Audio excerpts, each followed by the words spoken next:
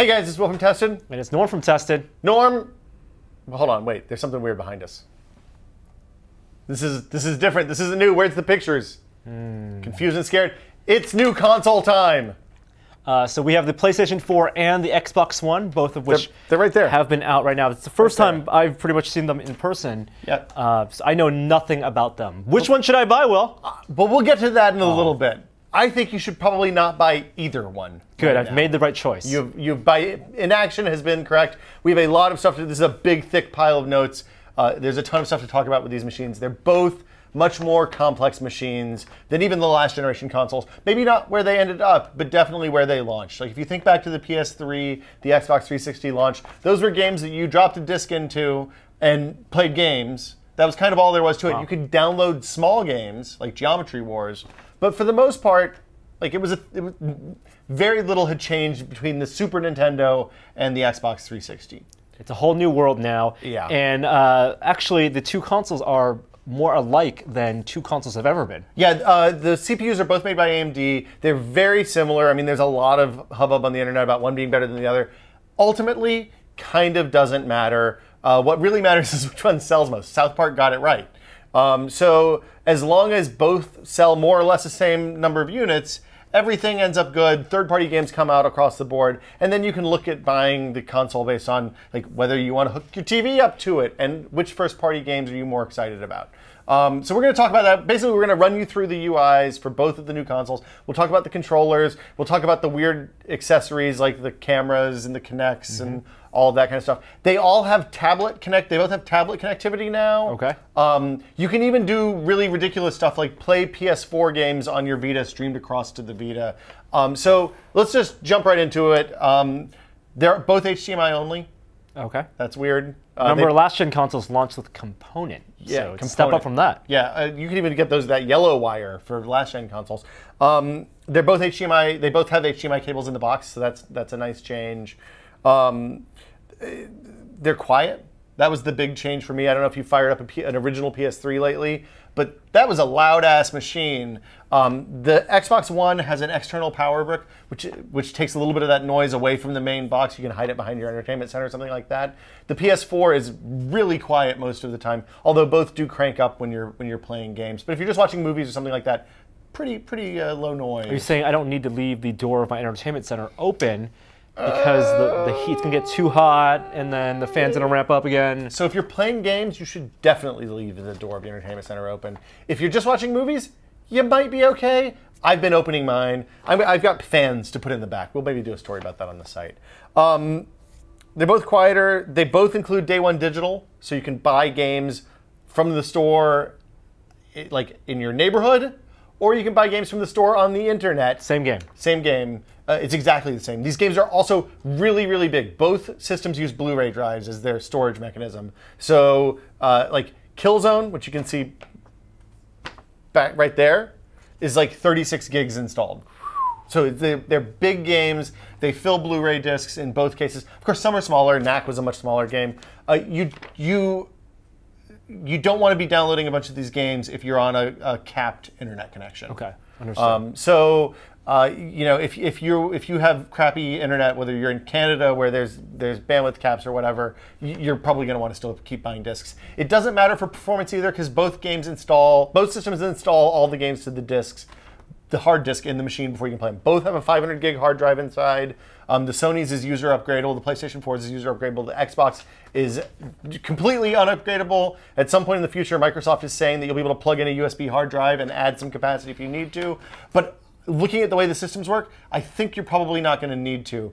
Because the Xbox at least doesn't give you any kind of ability to manage storage on the device. It does it for you. It does it for you. It does all the thinking for you. So in that regard, it actually is much more like an old school 90s console than the Xbox 360 was, where if you filled up the hard drive, you were constantly fiddling with and deleting stuff and you know, copying new stuff. Even an iPad doesn't do that. No.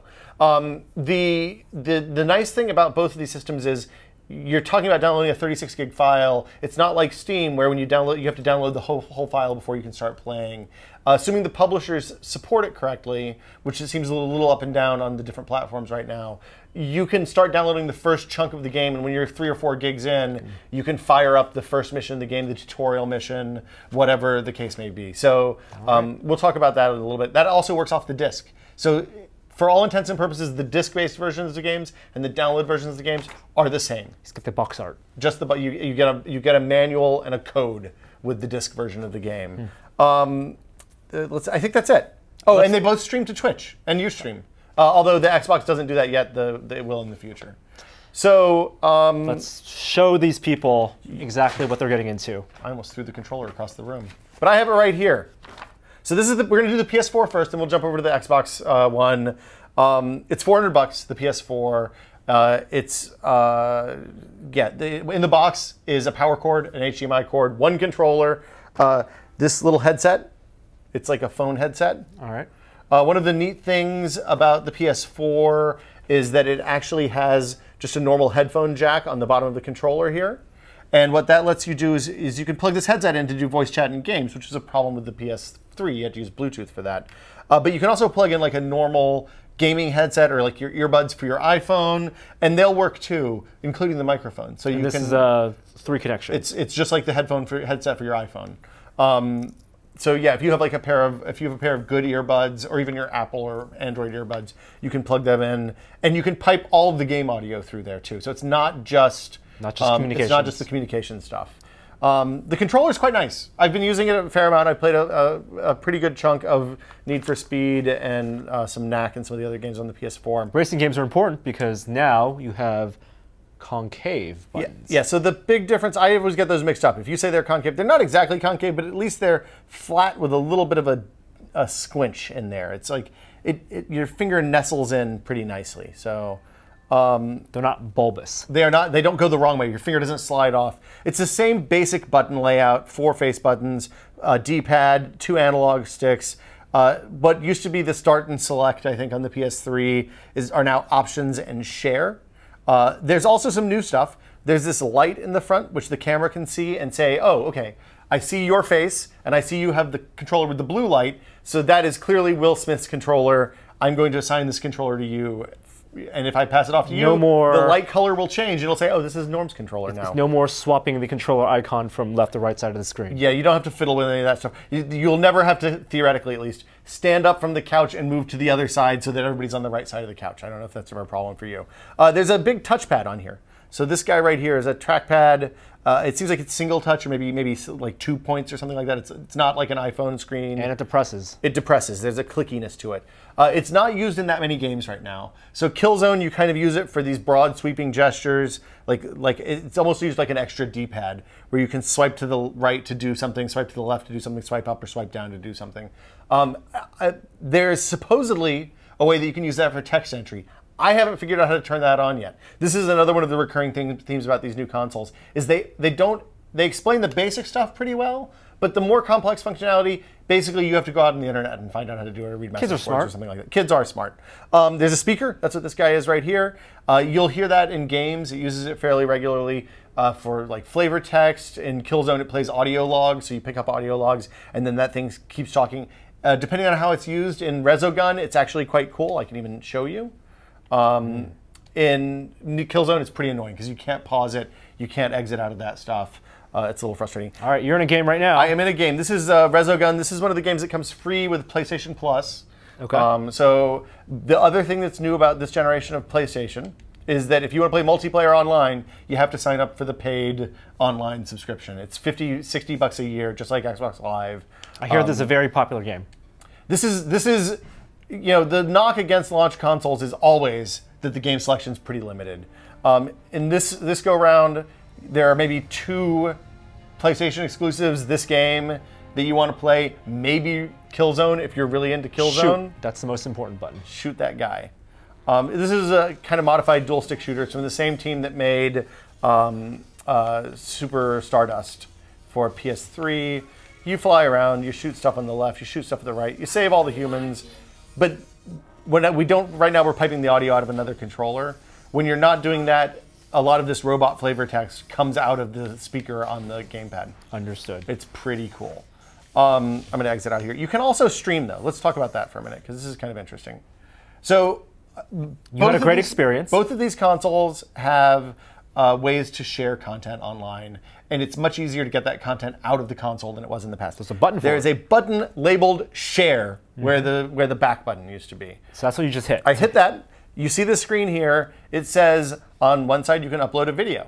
Okay. So you can go in here. You can pick the videos from your previous clips from your previous experiences. And were these videos automatically saved, or did you? I save must them? have saved these at some point. Although I don't remember saving this one at 12:3:23. Oh, that's the one from right now. Yeah. It's thinking. There's a fair amount of waiting with this process. So was it automatically recording as you were playing? The PS4. Oh, I can only send this, share this with Facebook. Okay, I'm not going to do that. Yeah, it keeps a buffer of the last several moments of gameplay. So this like is 13 minutes of me playing Resogun. You can also upload screenshots.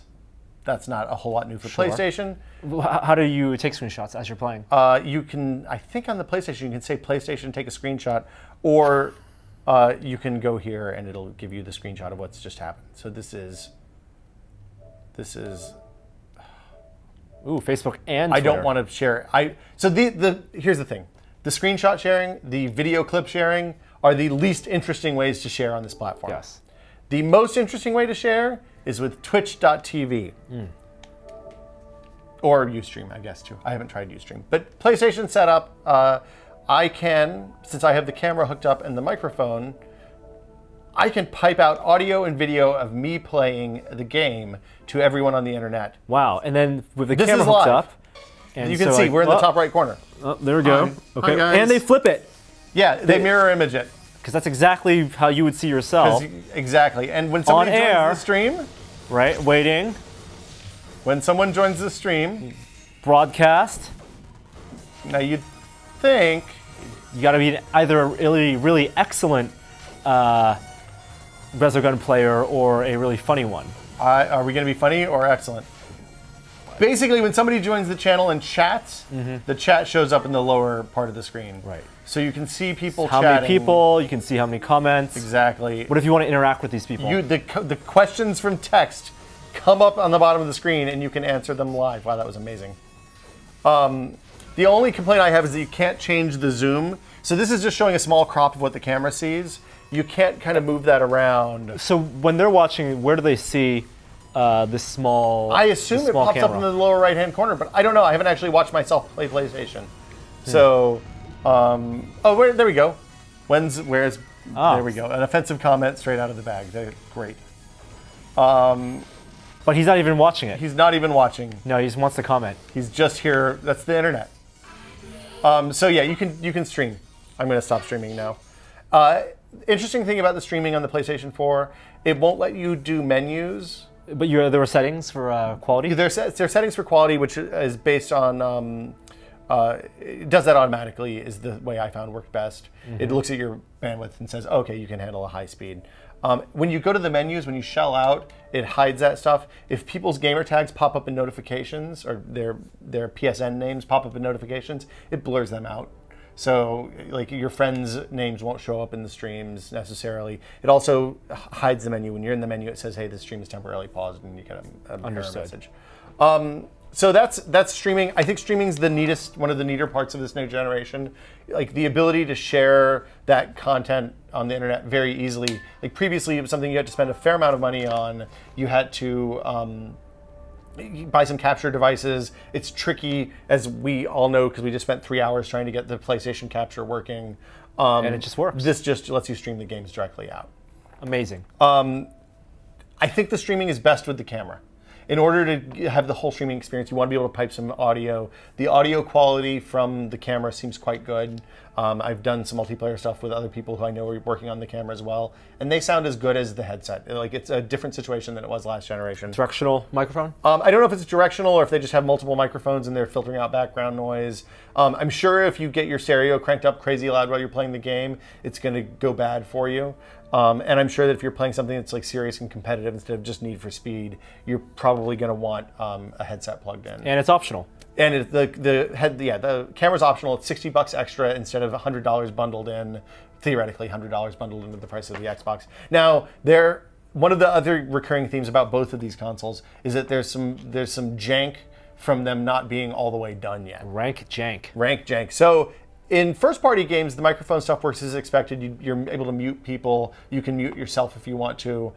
In some third-party games, for example, Need for Speed, I couldn't figure out how to turn off the PlayStation microphone if it was on in settings. So if it was on at the system level, the Need for Speed just assumed I wanted to broadcast what was in my living room. So we had me yelling at the dog and me saying, hey, the baby's crying, and me asking Gina if she'd get me another piece of pie when I was playing Need for Speed last weekend. Wow. Which is a little bit weird when you're playing multiplayer with strangers. And there's no on-screen notification to let you know that you're broadcasting audio. No on-screen notification to let you know you're broadcasting. And also, no way to turn that off that I could find. So that's a little bit of a bummer.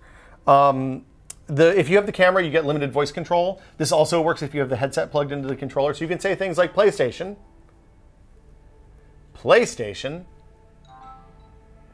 take a screenshot. So now I have a great screenshot of my UI. You can log in a different player. You can power it up, power it down. The controls are nowhere near as in-depth as they are with the Kinect on Xbox. But like being able to turn it off with the power of your voice can be convenient. It's a pretty big delay between the taking screenshot audio command and actually doing it. Yeah, I think the idea is that you pause it or something. I don't know. Maybe it knows to go back in time to when you start saying the command to take the screenshot from the buffer there. It's a little bit weird. A couple other things about the camera is the connector on both the PlayStation camera and the Kinect are proprietary, so that you can't use extension cables. And while the Kinect is an okay length, the PlayStation I found to be a little bit short. Although it does come with a stand that lets you mount it on top of the TV, so that was nice. And it kind of twists so you can get the right angle. Let's go into Playroom and I'll show you what the camera looks like. So there's not a whole lot that uses the camera other than the streaming stuff right now. Playroom is like their default app. I think Double Fine, who made Happy Action Theater, are making some Playroom DLC games that'll come out later. I don't know if they'll be free or paid. But right now, there's a couple of things that you can do in Playroom, and we'll walk through them because they're kind of fun. So you're loading a whole new environment. This is a game. It's a game just like anything else. Okay. It just happens to be bundled in the update that you download. Got it. It has robots, and the robots make faces. I like that the PlayStation Eye kind of looks like a face. I know you're into faces and things. There are faces and everything. And also, it's not called the PlayStation Eye. It's called the PlayStation Camera now. All right. Okay. There goes. Let's go through the setup, because the setup's pretty weird. We have not done that. Our room is definitely well lit. We are well lit. Yep, no sunlight. Story check, 20 inches up from the floor. We're gonna cheat. It must be facing straight ahead, and we can use the tilt mechanism to make an adjustment. Okay. That's good. Almost done. Okay, I'm gonna go tilt it down. Oh, there it goes. I'm not wearing shoes. Norm doesn't wear shoes when we Out do of the quick office. looks. See, so the controllers emit IR, I assume, maybe UV light, so that they can tell where they are. Where is it? Does it see it? I'm really glad I wore pants. It is good that we're both wearing pants. Oh, I gotta swipe up. Holy crap! Whoa, do I get a controller? It has the sound coming out of it, so probably not. You can use this one if you want. All right. That's pretty cool. You gotta keep the light in view. So then you swipe on the touch screen. So this is a showcase for all the new stuff that it does that is in no games, basically.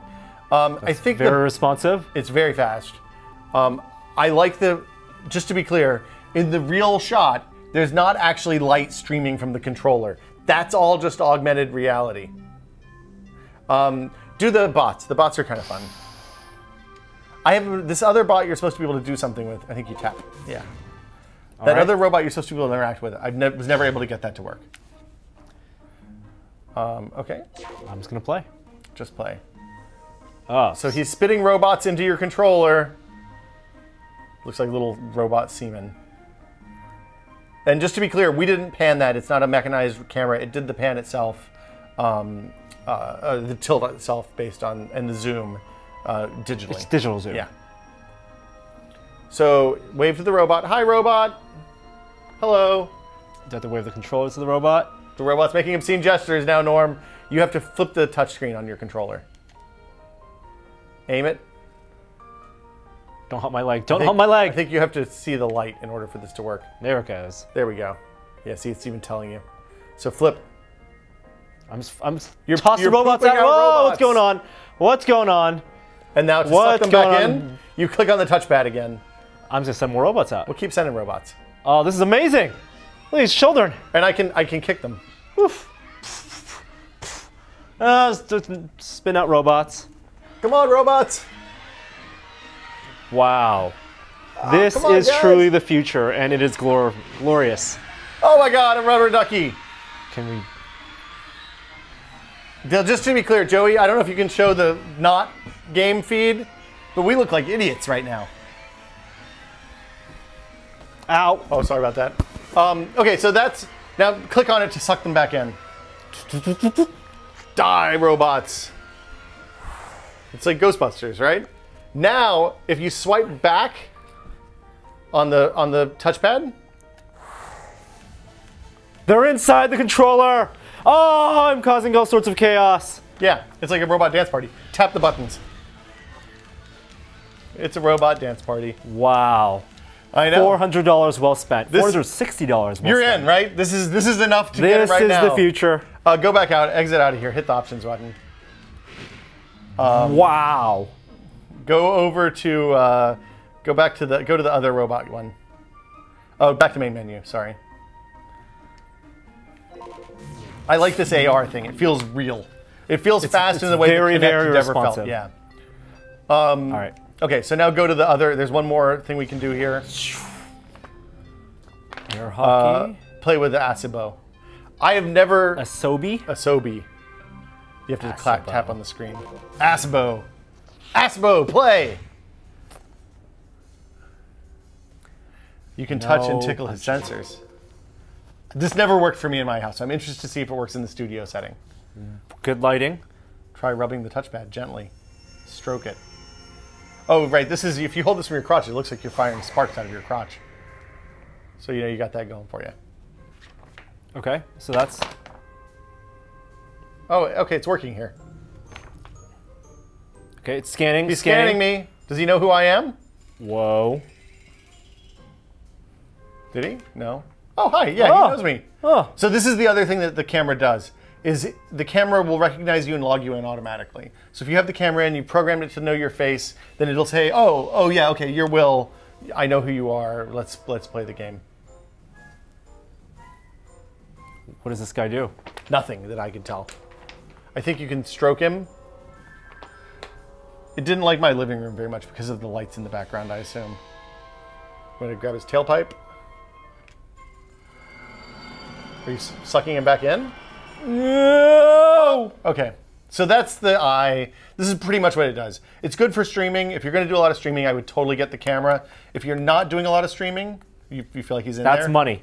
What, sucking into the... This whole thing. You're in. Augmented reality. You're back. There are little robots inside this control. He's shaking. Yeah. He's trying to get out.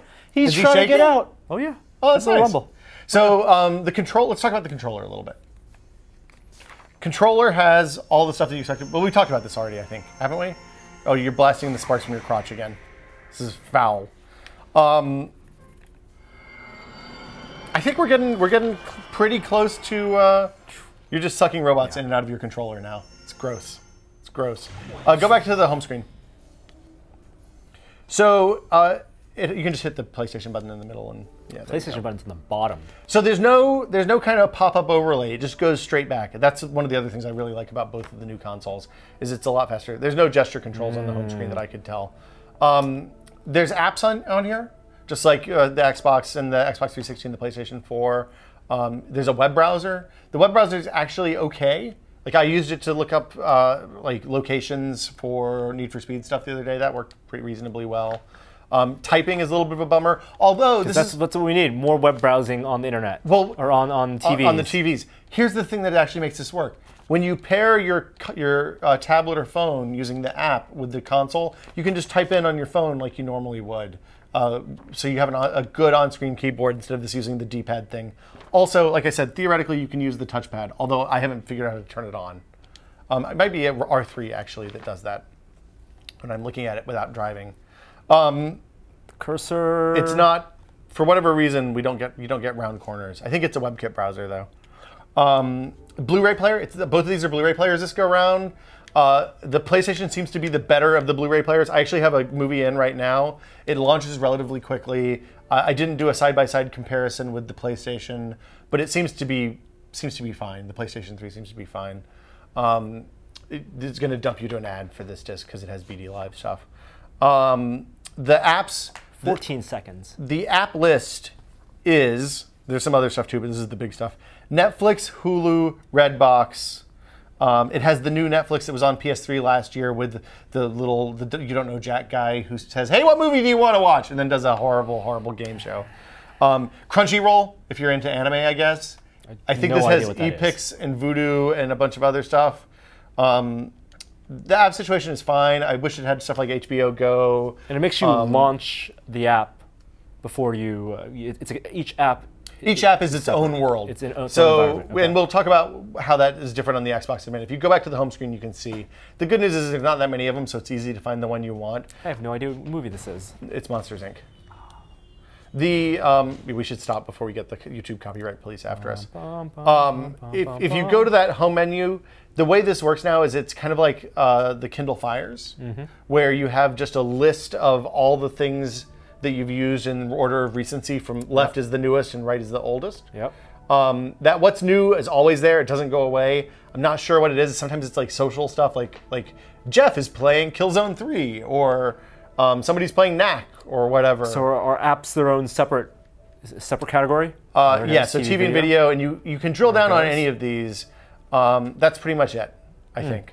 There might be an Amazon one. I can't remember. Amazon instance here too. If you go down on one of the games, I want to show that stuff too while we're here. All right. That's probably not a great choice. Okay, but if you go down into go Killzone. Go to Killzone, yeah. So on each one, it gives you kind of context aware. Oh, go away. Clipping. Go to contrast then maybe. So yeah, it shows you what your friends are doing. It shares if they've shared screenshots or video. You can see that stuff here. It's just like Steam. It's kind of it's like the community stuff that came out with Steam a couple years ago. I actually thought this was pretty good. You can share it on Facebook as well if you're into that whole thing. When you add friends, you'll see that some of my friends here have real names. Wow, this game has 15,000 likes. It's an indie game. It's indie. You now like this game. Oh, did you like this game for me? Why not?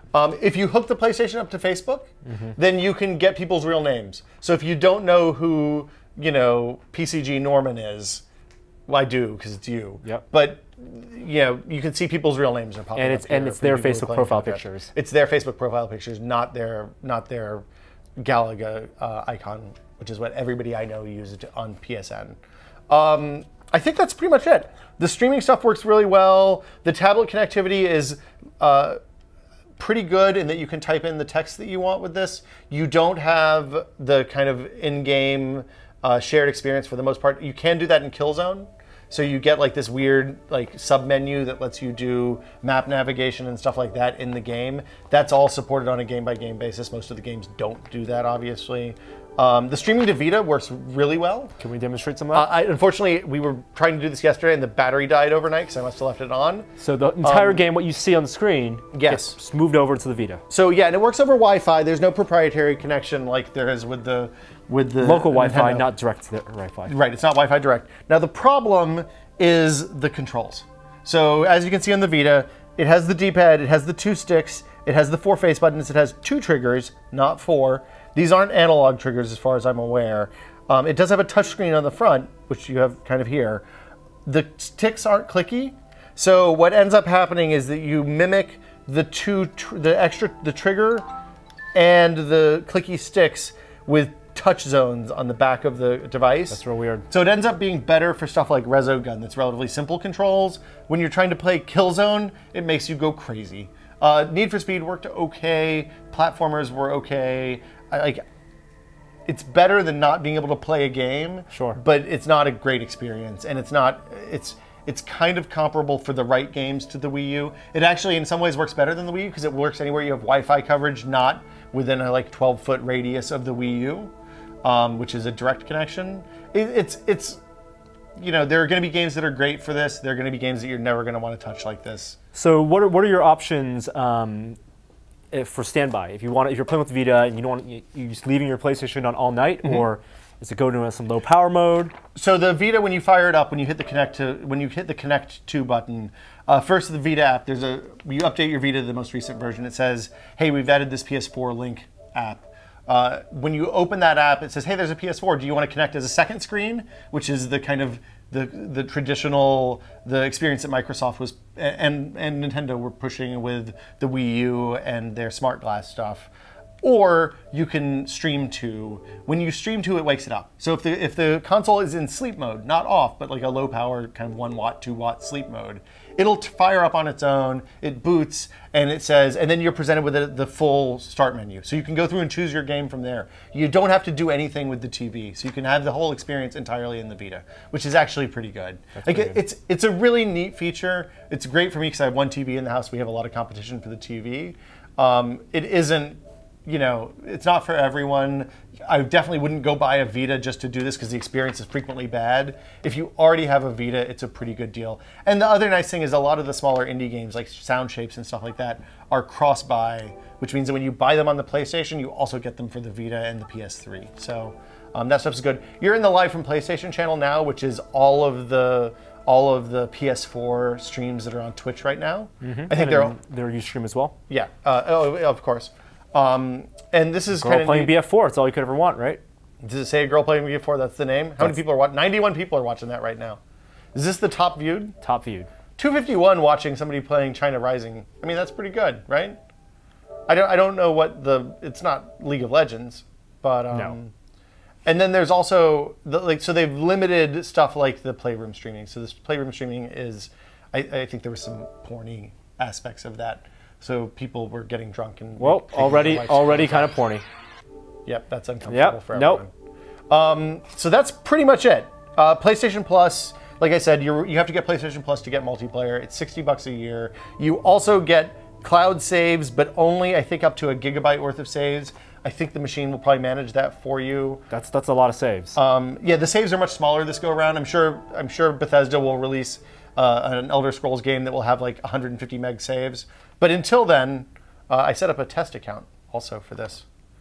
Until then, it shouldn't be a problem. What's power consumption like? I didn't actually get a chance to test that. I couldn't go over to Testy McTesters in there. I can't. The way my power strip is set up, I can't get the testing block thing in there. It's too fat for the power strip. So we'll do that at some point in the future. It was the new Netflix experience. This is the new Netflix experience. I know that the power consumption is different for video watching and game playing, which is really nice if you use this for your streaming box primarily. Are you going to go through the Max thing? Oh no, Max is terrible. Max is the new Clippy. This is actually the You Don't Know Jack guy somebody told me. I don't know if that's true or not. I'm done. The instant game library that comes with the PlayStation Plus is pretty good. It's actually really good games. Resogun is probably the only platform exclusive that I would actually spend money on. You also get Flower, that Contrast game, which is quite good, kind of indie platformer, and Sound Shapes. Other than that, like the question with these consoles is always, what are the first party exclusives like? It's pretty thin. Knack is a terrible game. It's really, really bad. No one should play that. Killzone, I'm sure that there are people that really love Killzone.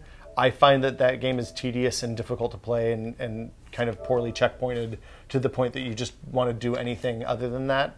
The third-party stuff is quite good on the platform. I played Need for Speed Rivals quite a bit. It's a great port of the game.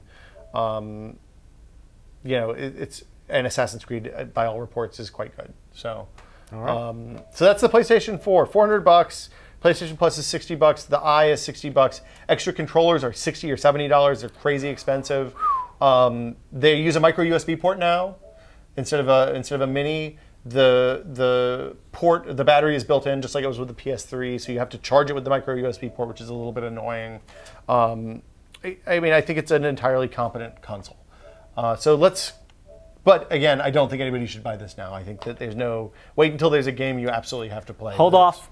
Yeah. Watch more robots. Watch more robots. We're gonna cut here. We're gonna set up the Xbox, and then we'll, be back before you look away. Probably. Team PlayStation. For now. Okay, Stan. So this is the Xbox One. Norm, you're facing the wrong way. Turn around. Oh, all right. Is it gonna do it? Is it gonna do it? Is your controller on? Hello? Controller's on. Hey, he's right here. Xbox. It's pulsing. Okay, pulsing's good. Does it not recognize you? Oh, it doesn't recognize you. What?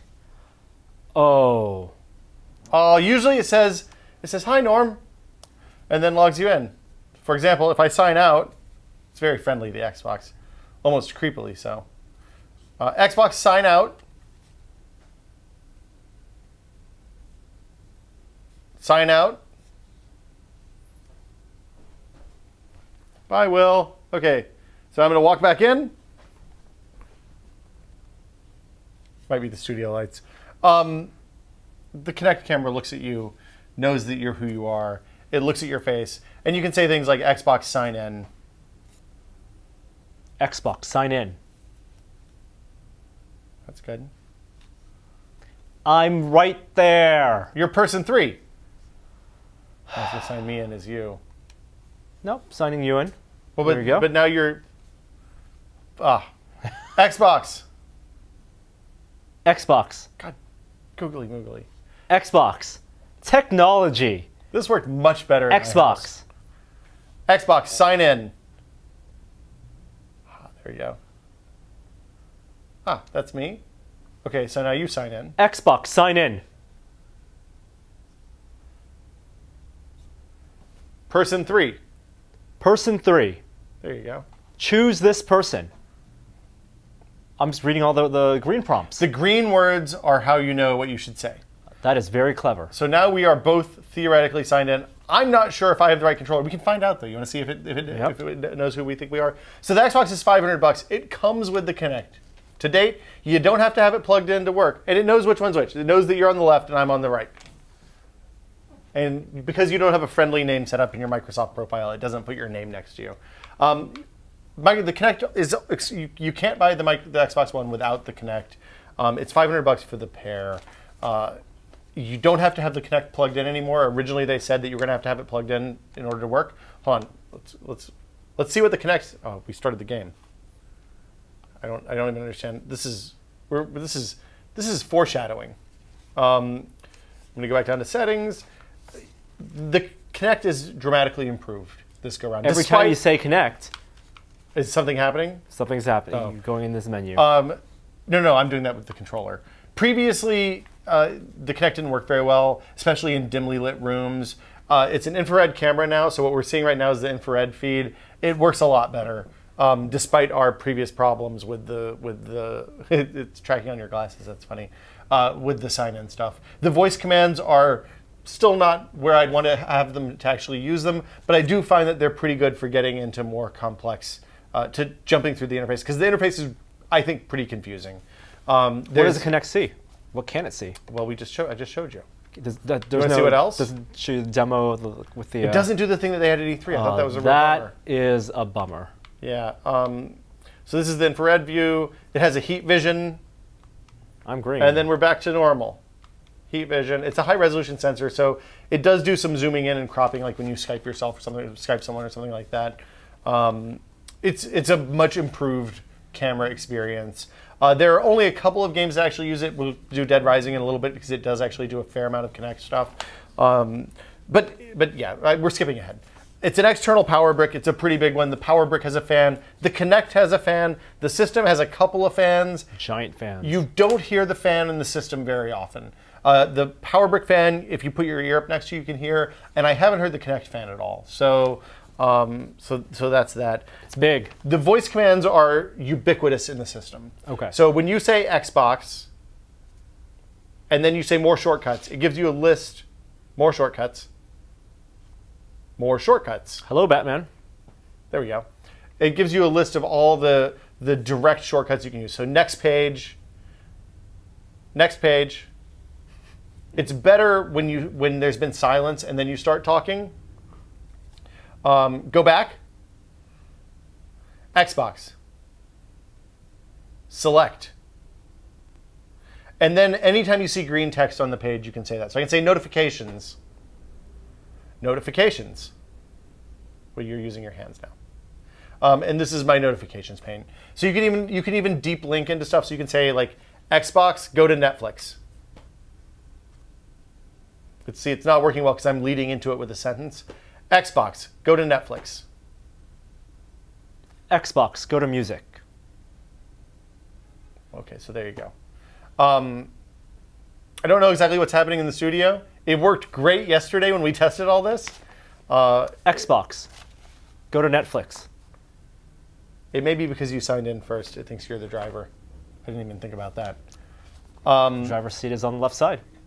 Only in America.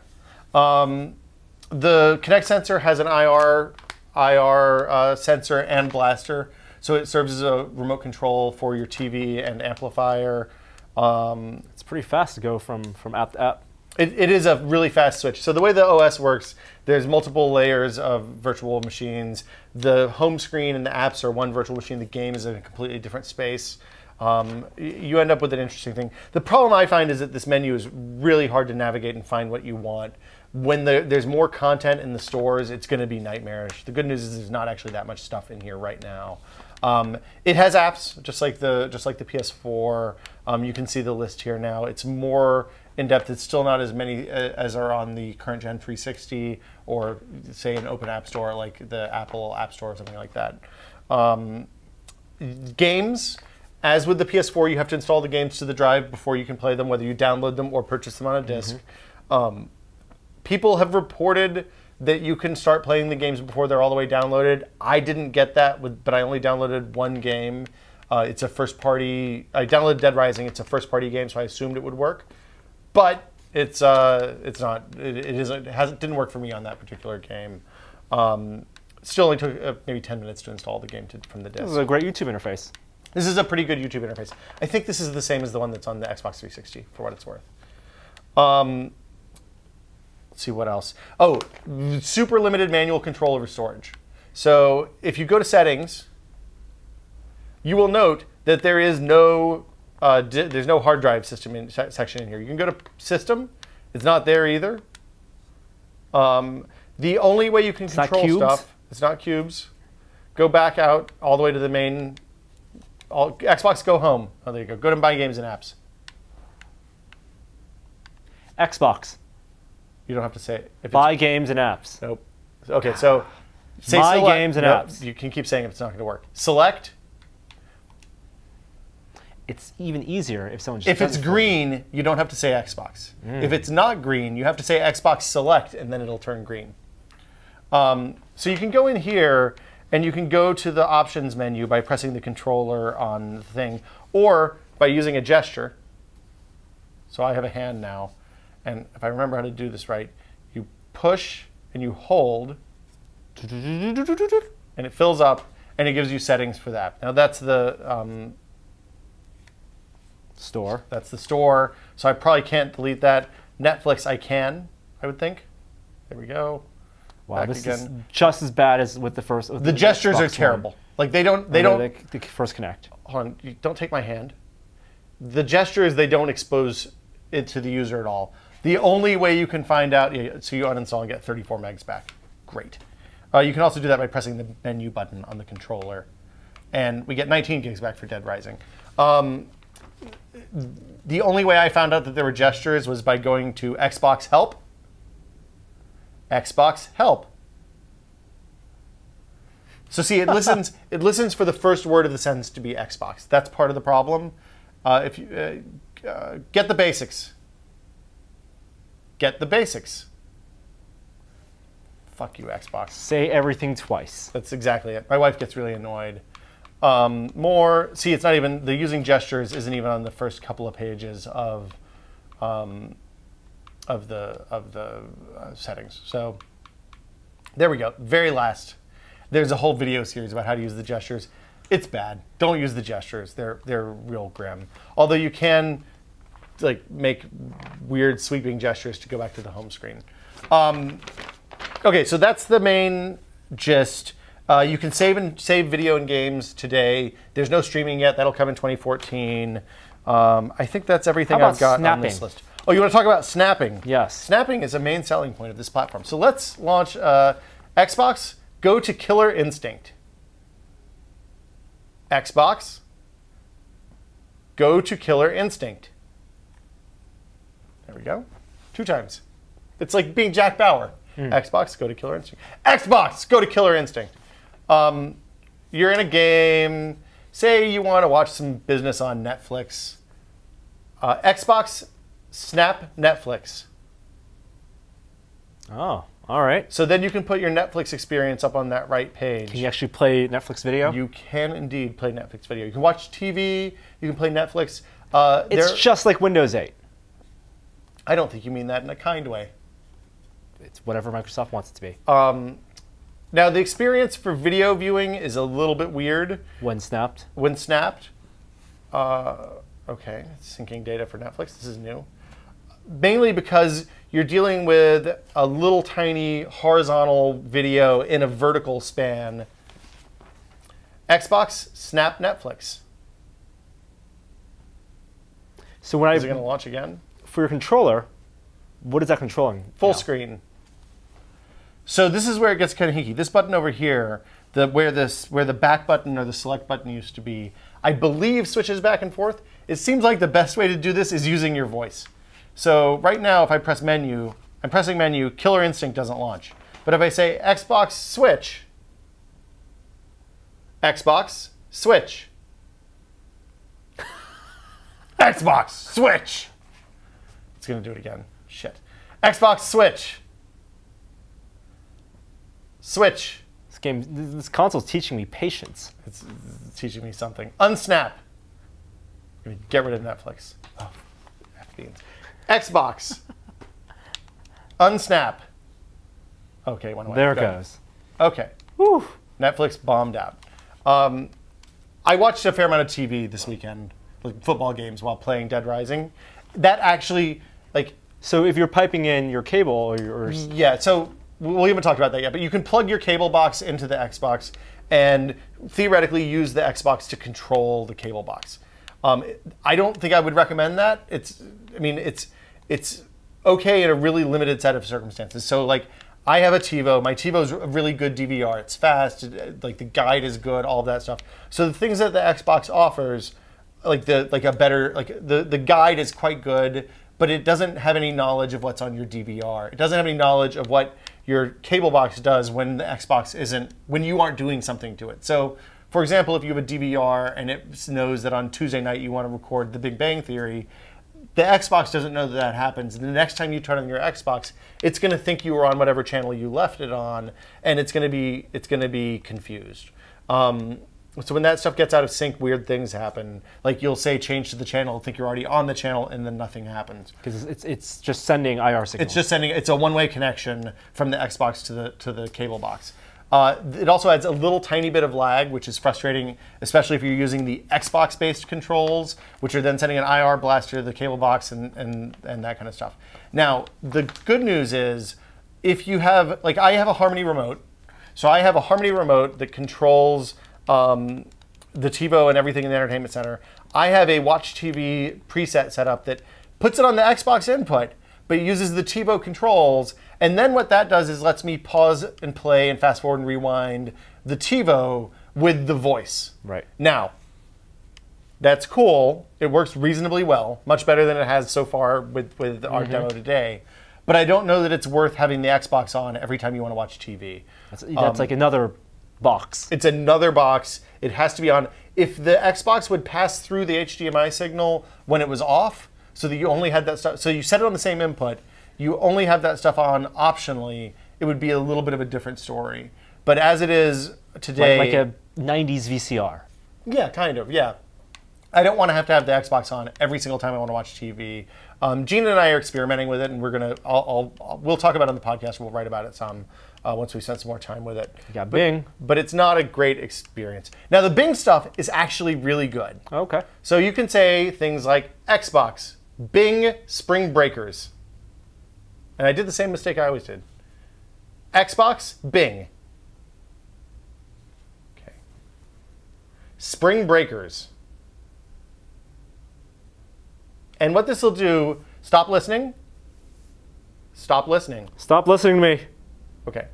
What this does is takes you into a Bing interface that lets you see all the places that it's available on this platform. So I can rent it on Xbox Video.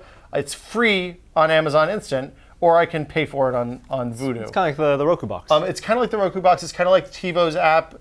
There's a lot of places that have done this. This actually lets you do it with your voice. The voice stuff works okay. Xbox, Bing. Xbox, Bing. AI. Nope. Wow, nope, backed me out. I didn't know that. Nope. Yeah, nope. So this is the kind of the voice stuff I find. I use it when I have the baby in a hand and can't pick up the controller. Otherwise, it's the kind of thing that I would only use if I lived by myself and didn't want people to mock me openly. Although I have to say, because the Kinect was a required part of the Xbox when they were building all this stuff out, literally everything is voice controllable. So it may take 2 or 3 tries, but you can eventually do it if you're bloody-minded enough. Let's snap a YouTube video. So we have the ability to play our own YouTube videos on YouTube without getting the copyright police after us. We're going to do that right now. It's not because we're egomaniacs or anything like that. It's just so that the man doesn't come hunt us down.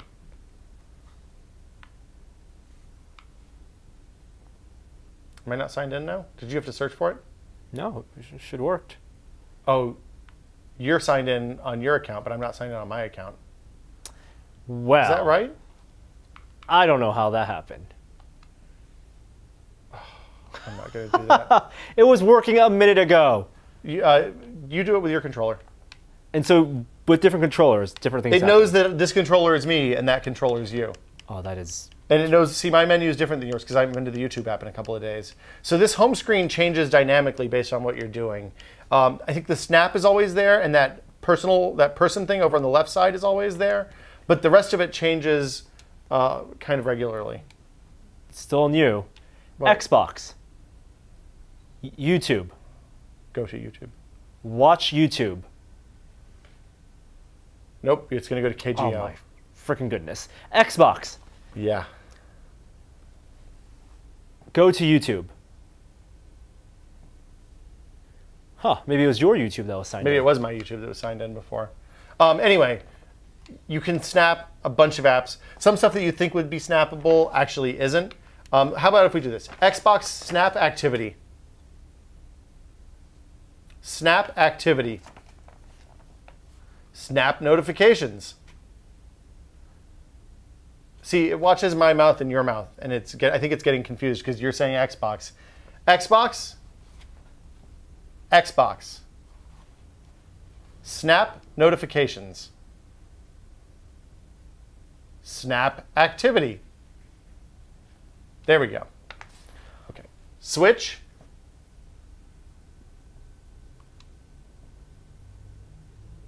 Switch. Xbox, Switch. Go to Dead Rising. Xbox, go to Dead Rising. Sweet merciful Jesus. I'm just going to use my controller. It's easier. Is there any augmented reality stuff in Xbox? I haven't seen any. No little robots. We're going to get an angry letter from Microsoft PR after this one. They made the console. That's true. All right, Dead Rising. It's Xbox exclusive. Dead Rising is Xbox exclusive. It's made by Capcom. It has a lot of Kinect stuff in it. Same as the PlayStation, where you can download or buy the disc. As far as I've seen so far, and I don't know if this is official across all the publishers, but everything that was a launch title was available to download at the same time. And actually, just to be clear, this is quite a good game. I played a fair amount of this. I was really pleasantly surprised. For a launch title, it's very good. And like even aside from being a launch title, it would be I would consider it a pretty good game. Let's see, where are you said it also uses Kinect. Yeah, it does use Kinect, so let's launch the game. I think you might be driving. I pressed A. I pressed A too. Who's who? Yeah, this is you driving. Okay, so hit Y. Let me drive. Because I have a save game. I would like to sign in as me.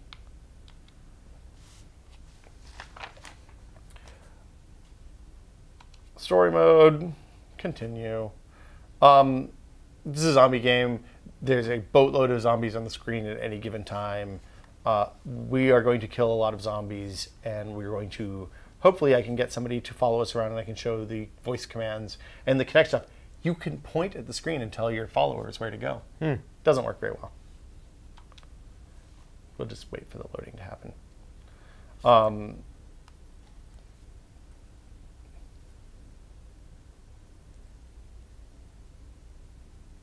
Ooh, Peggle 2's out.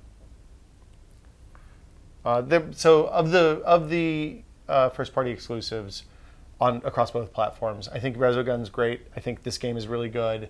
I think the Forza Motorsport has reviewed really well. It's not my kind of game, but people seem to like it. This is by Dude and Dead Rising. Nice pants. I think they're underpants, technically. So I'm going to get a car. Pile in the car. Oh, hey, there's my follower. Okay. Follow me. So she knows to follow me now. Go over there. Go over there.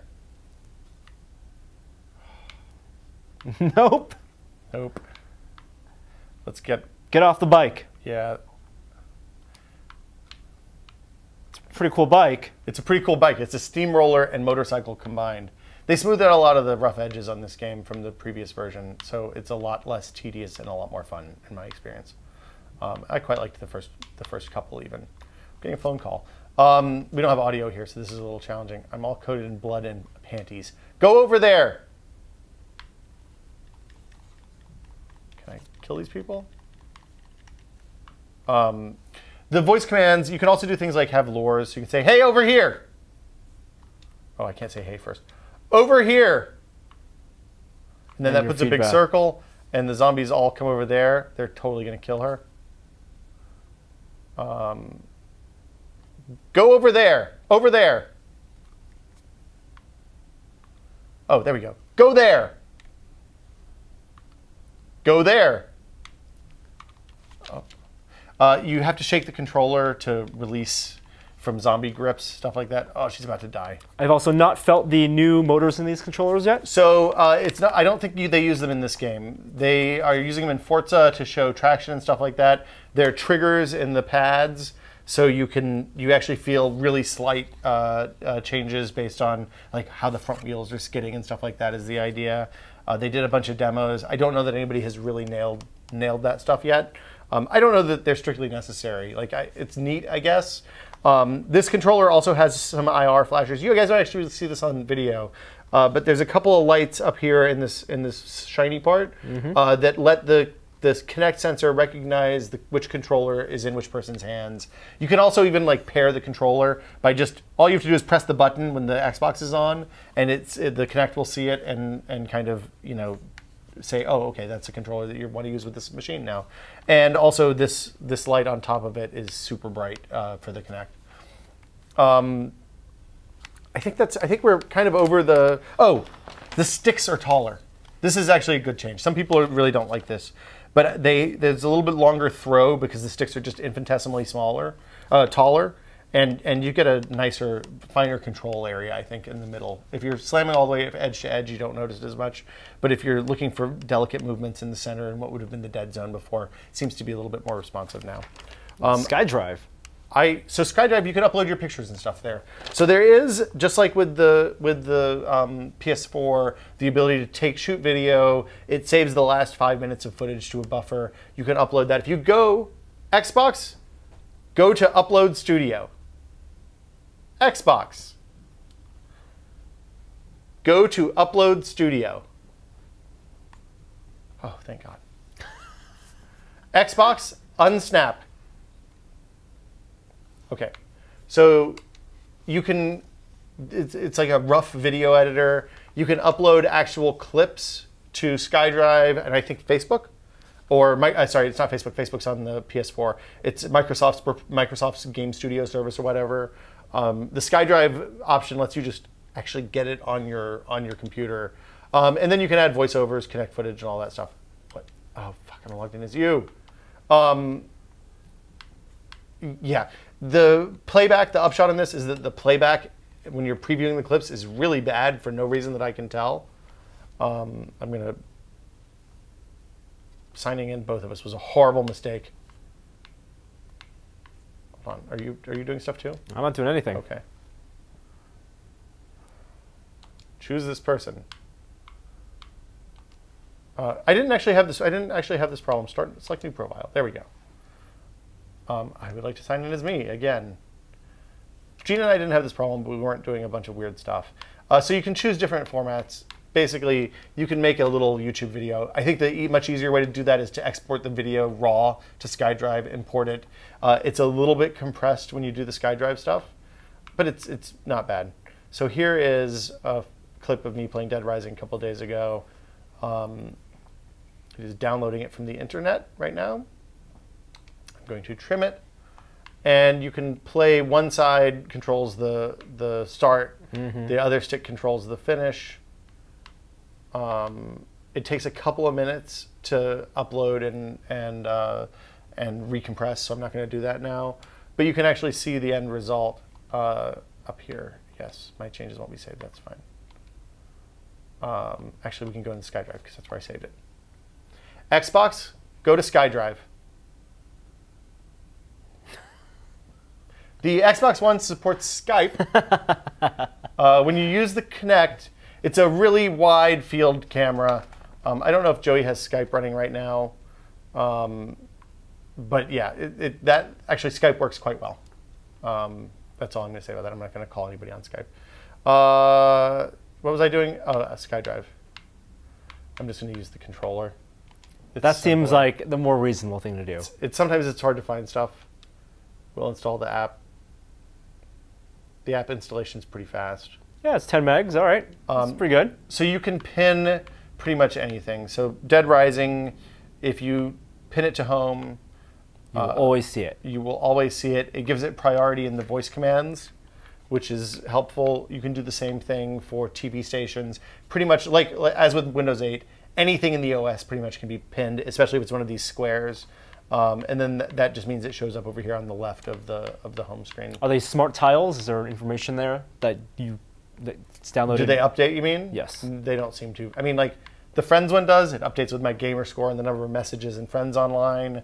But like, I don't see my calendar or email or any of that stuff. And the game tiles don't seem to update much at all. Well, that's not good. This is why you don't buy game consoles. This is a perfect example of why. The first month of launch. Wait until they work out the kinks. I mean, at this point, there's not that much released, right? So, and I don't see my. I'm afraid to go in there. Yeah, I don't see the videos I was looking for. So I uploaded them to SkyDrive a couple of days ago, and for whatever reason, hasn't popped up. I don't think that you should buy either of these consoles right now. The PlayStation 4 feels a little bit more finished, but like there's all sorts of weird stuff. The Blu-ray player on the Xbox One crashed while I was watching movies. There's no voice, like the one place that there isn't voice command that you might actually want voice command is on the Blu-ray player. And anything that's in that Blu-ray virtual machine, all the menus and all that stuff, you can't really control with your voice. So that kind of stinks. The TV stuff, once they add the ability to do DVR commands, might be a little bit more interesting. You say, Xbox, go to my DVR menu. It'll take you into the list, and you say, go down 3, go over 1, whatever. I don't think they're missing some key apps like HBO Go that are available on the current gen consoles. And frankly, there aren't that many games to play. Dead Rising's quite good. Resogun's quite good. The rest of it I can kind of take or leave. I think if you want a new console, if you want to spend money on video games this Christmas, go buy a new video card for your PC. Put your money in your sock. Get a Wii U. that Mario game is awesome. Get a 3DS. The 3DS, there's a ton of great games for 3DS. I don't think it's worth spending $400 or $500 on one of these things right now. When Destiny comes out, that might change. When Titanfall comes out, that might change. When Infamous comes out, that might change. But for right now, like the games that are out now for these platforms will be super cheap by the time that happens, so you'll save money. I'm trying to think if there's anything else on the Xbox. The Smart Glass. So the Smart Glass app is pretty good. Tablet control. Yeah, you hook it up to your Xbox, to your iPad or your Surface. You can do typing and stuff like that on it. The in-game stuff is a real up and down experience. It worked for a little while for Dead Rising, gave me all sorts of cool, like, hey, here's some side information about map missions and all that stuff. And then it just stopped working for no apparent reason. So that's pretty much it. I mean, don't buy either of these consoles. They're not worth buying right now. They're crazy expensive. When they're a year and a half from now, they'll be $100 cheaper, and there'll be 5 times as many games, and there'll actually be stuff worth playing. All right. So that's everything you need to know about the Xbox One. Do you have any more questions? 4? Do we get them all? I think that's it. Totally covered? I think the robots are the best thing about the whole thing. They were very charming, aren't they? Very charming. We can fire them back up again if you'd like to play some more, Norm. I would like to play some more. We'll see you guys later.